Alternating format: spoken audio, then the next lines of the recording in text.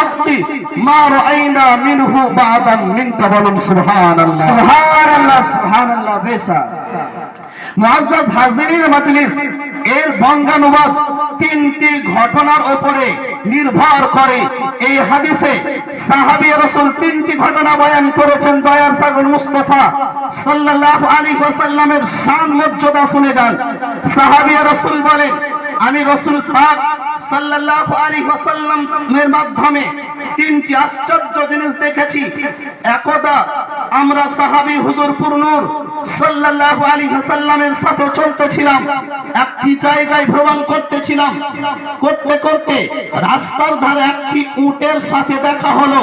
সেই উট, যে উটের পিঠের উপরে পানি বহন করা হতো, আর সেই বাড়ির মালিক পানি বহন করে সেই নিজের রোজি ইনকাম করে নিজের বাড়ি চালাতো।